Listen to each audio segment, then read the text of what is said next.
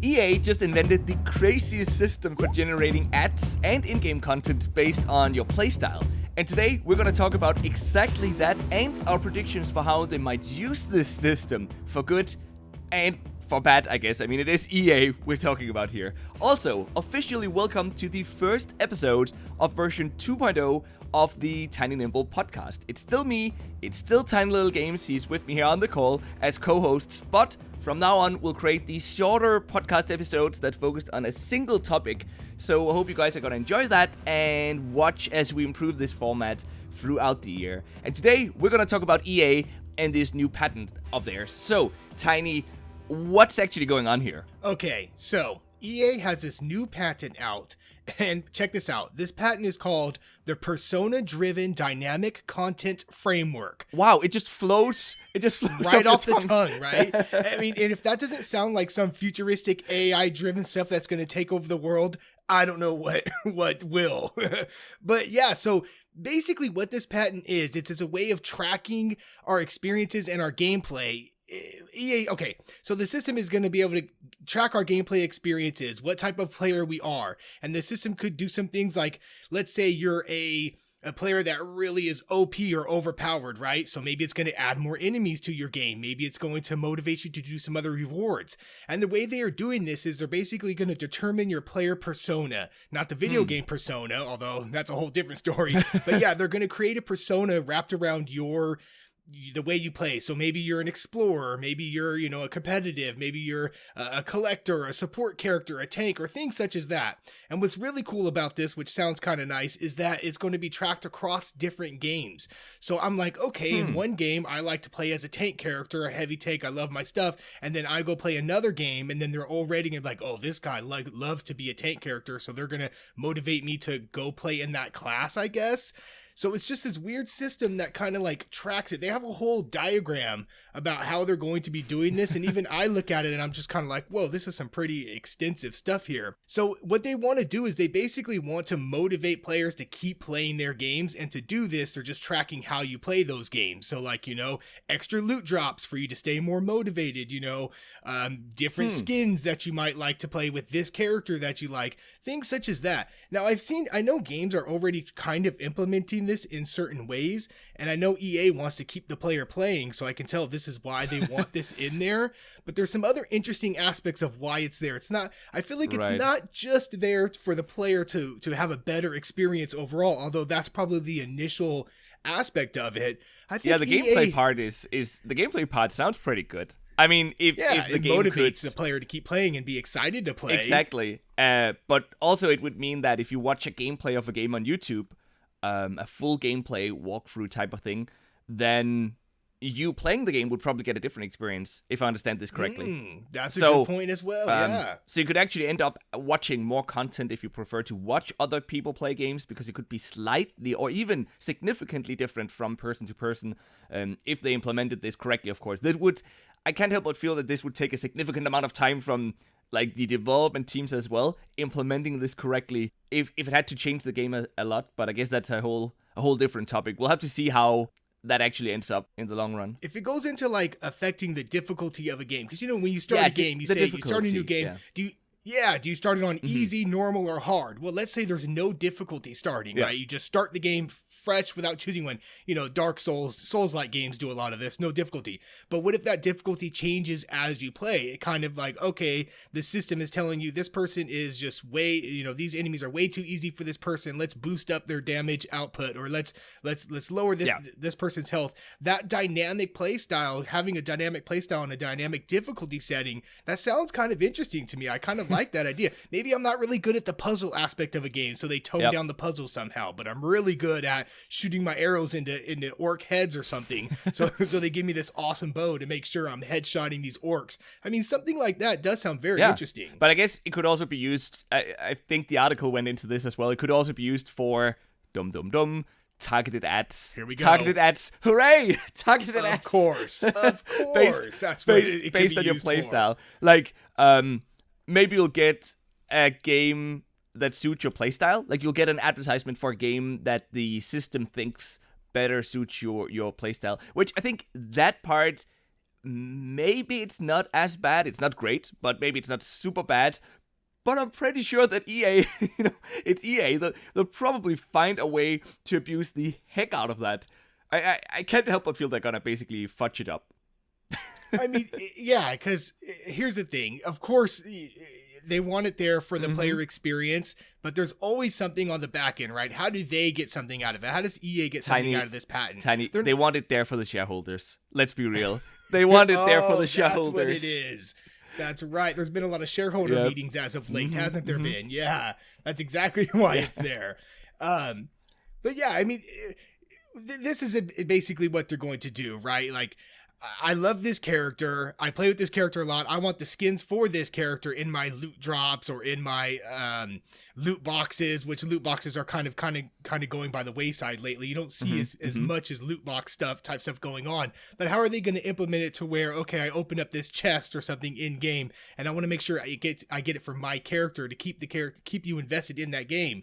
Well, if you pay more, you're going to guarantee your higher chance of guarantee of getting a skin for this character is there thanks to this patent, right? This dynamic AI. Yeah, and I guess they would also know by that point, based on all this data they start collecting, they would know if you're the type of person that if you don't get the skin, let's say it's a skin for your character, if you don't get that in the first loot box, do you actually buy another loot box or not?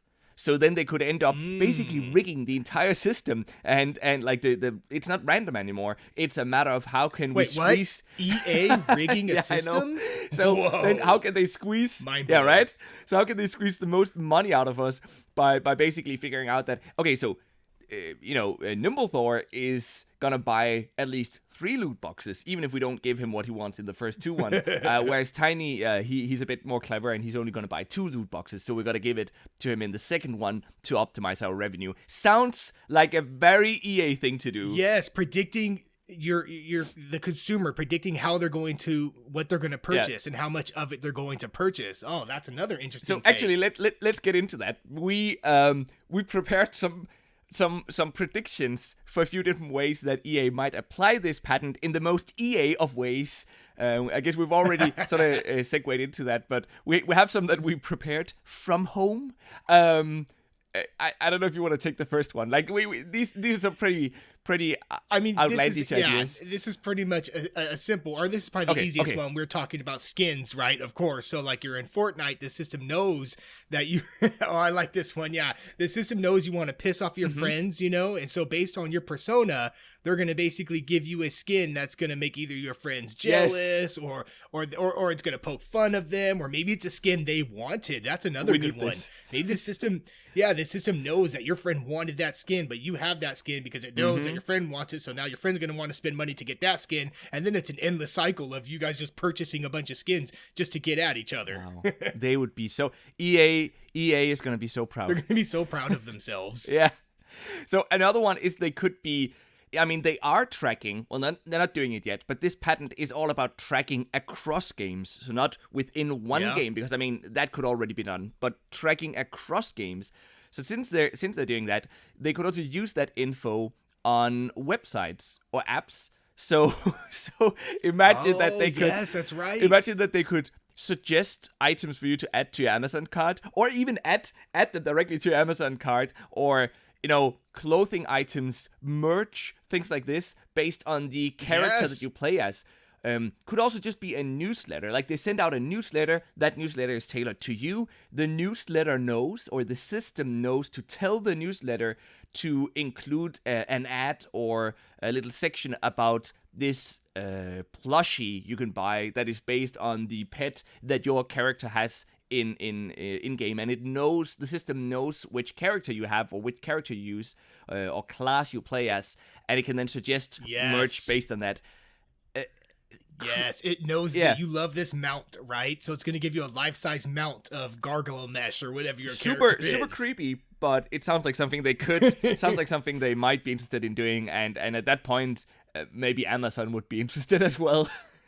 Well, it's that same thing. Have you ever had that situation where you're talking with somebody and you're like, oh yeah, I'm super interested in this item or something. Then all of a sudden that ad shows up on your Facebook feed or your Twitter feed. You're like, wait a minute, someone's been listening to me here, which technically they probably are. Oh, Amazon. It's that kind of same Google. aspect. Yeah. Oh, goodness gracious. Oh, hey, Google. Yeah. But yeah, it's that same situation. Oh, this next prediction, this one is for you, though, because you're a big RuneScape fan. Me to take it? So I'm going to let you take this one. So, yeah.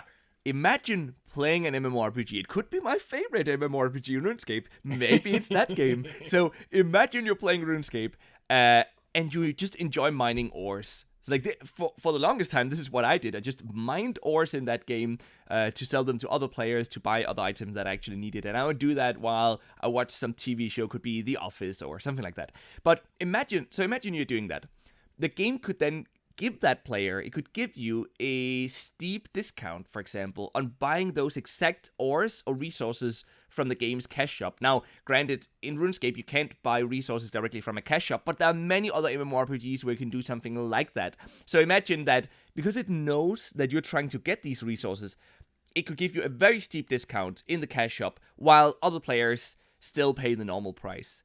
I mean, that would be so sneaky. Now, of course, in an MMORPG, this would have implications for the economy at large, and I'm sure, some users would be able to abuse this, but it's just that train of thought. Like, I'm sure there's some way to implement something like that, where you get a steep discount. Could also be in a non-MMORPG game, I guess, where you get a steep discount while all the other players pay the normal price, and they, if they really wanted to get sneaky and tricky with it, they could even make it so that you have a harder time. They're basically gonna screw your experience. Like you're having a harder time getting what you want because the games knows you want it, and then it hits you with a get this bundle, save 80% on these resources. So it tortures you and then gives you the solution, right? Tortures the way you play or the way you want to play. And that's kind of how the next one leads into too. Like I have this other one where I love collecting, try to find all the collectibles in a game, right? 100% completionist. Well, with this new system, let's say EA knows I like that. It knows across all my different games, I love collecting stuff, right?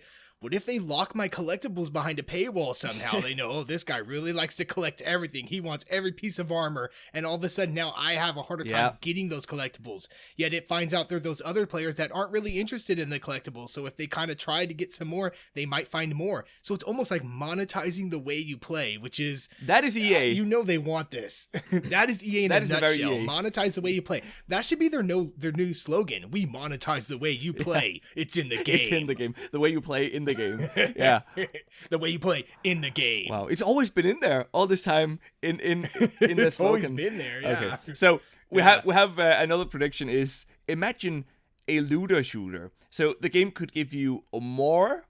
I guess this is kind of the opposite then of what we just talked about, but the game could give you... Yeah, this might be actually a good example. Yeah, true, that's true. So these were pretty horrible examples for everyone except EA, but imagine a looter shooter. The game could give you more of what you like getting as drops, specific drops for your character build and for your playstyle, because it knows that you're interested in that.